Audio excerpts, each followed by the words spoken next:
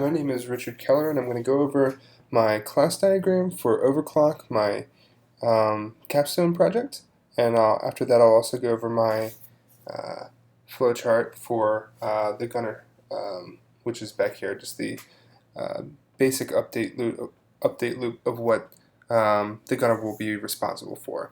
But to start off with, I guess we can start off with the gunner as well, because they'll be the primary character of the game in Overclock. So the gunner is a character, which is defined by this relationship here, and a character has a character type. The gunner character type would be of type gunner, which is defined over here. It has a position, a column and a row position defined on the stage, which is defined and managed by the stage manager. And it can tell whether or not it's currently being dragged, because you can drag these characters around the stage and move different positions, and also move them off the board if you would like to move them on the board. It can tell you if it's on deck, which means it is not on the board on deck, like a baseball term essentially. And then it can also move to on deck and move to a slot if it's available. And so this move to slot method checks with the stage manager to see if it's available. When it says that it is, then you can successfully move to that slot. But otherwise, when it's being dragged, some of the mouse up and mouse down, mouse is being dragged methods help take care of that, and the positioning is just checked with the stage manager. Again, the gunner is a character and is of type gunner. And it has a fire timer, which is the definition of how quickly it can fire bullets if there are enemies ahead. It can fire the bullet with the mass type, and it can apply a modifier if a power converter has modified the slot that it's currently standing on. And this is just the mass bullet type, so it can fire different types of bullets. Which is represented here. This is just the base bullet type, but there are many different types of bullets. They mostly share the damage, and then there are a few other small modifiers, but I didn't include all of them here. But damage is the common one shared between them. So since I talked about the power converter, if it has a modifier applied to it, let's go down to the base power converter, which also there will be different types of those, but this is it shares most of the behavior and the variables within that. It is also of type character, so it includes all these things and is capable of all these things, just like the gunner. But there are three types. There's a damage converter, slowness converter, or speed converter. And they all have different power positions, which means different positions within relation to them. So the damage converter can do damage one spot above, one spot to the right, one spot below, and one spot to the left. That's just an example. They all have different patterns. Some of them are 3 to the right, some of them are in an X pattern, and they can change. I'm sorry, they can change between each type. They don't change during gameplay. They can also tell if they've moved to a slot, or if they've moved to on deck. I think I have this wrong, but that should be did move to on deck. And they both they register the power slots which they affect with the power manager here, which operates similarly to the stage manager, but instead represents which slots have been overclocked, and there's not only one can be applied, several can be applied to one. That's one of the reasons why it's a bit different than stage manager. Stage manager represents what's in that slot, and power manager manages a bit more of the characteristics of the spot.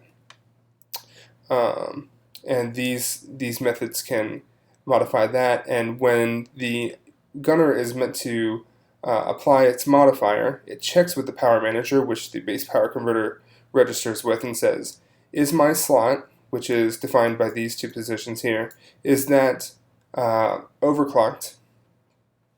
And then if it is, you can apply that modifier, whichever modifier or modifiers are applied to it, you can apply those here. As you can see, the base power converter also has these slots, so they could be in a slot which is overclocked, but power converters receive no benefits from being in a slot which is overclocked.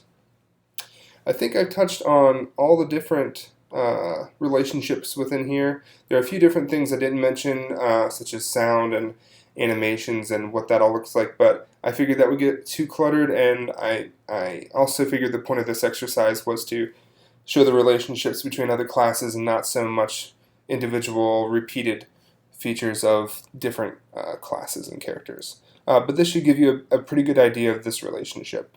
And to give you a better idea more of what the gunner is responsible for, let's go to this flowchart here. So the gunner also has health. It has the fire timer, which is registered here. And essentially it'll say, if I don't have any health, go through my update loop. Otherwise, stop and destroy itself, essentially. But it checks if I'm on a tile, or if it's on a tile, rather, if it's not on deck here. If it is not, it says, forget it, go back, we don't need to do anything this turn. Is there an enemy ahead? If there's not, go back. So yes to both of these.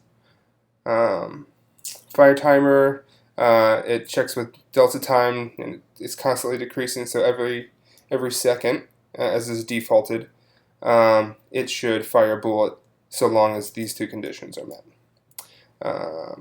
And then it checks, so it ticks down to see if it should fire a bullet soon.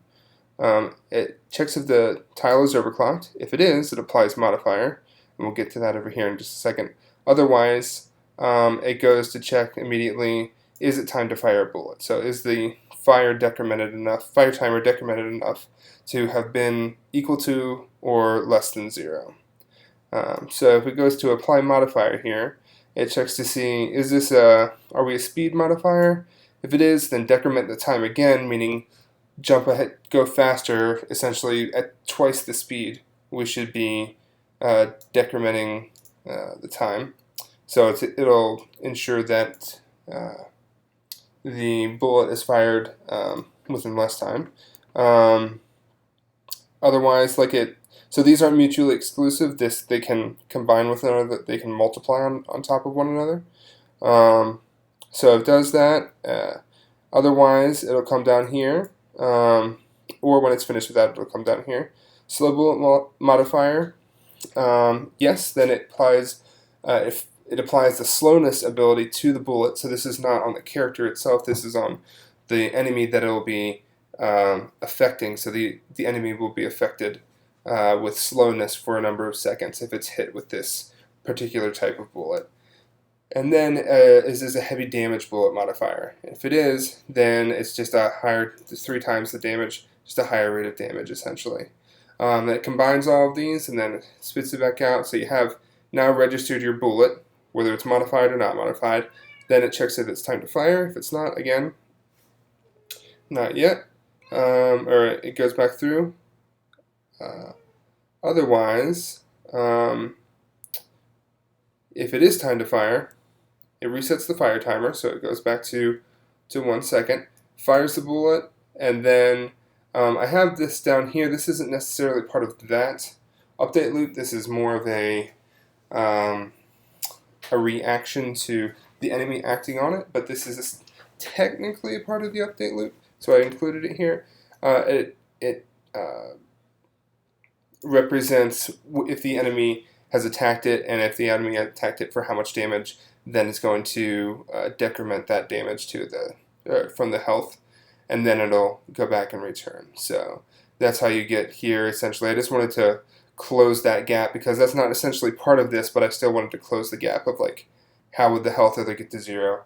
But that's a part of it. Otherwise, it'll keep firing through that as long as enemies are ahead, it's on a tile, meets all of these conditions, it'll continue through this loop. Otherwise, it will destroy itself. And that is essentially the relationship between the relationship of the gunner and the responsibilities for its update loop, and these are essentially some class relationships.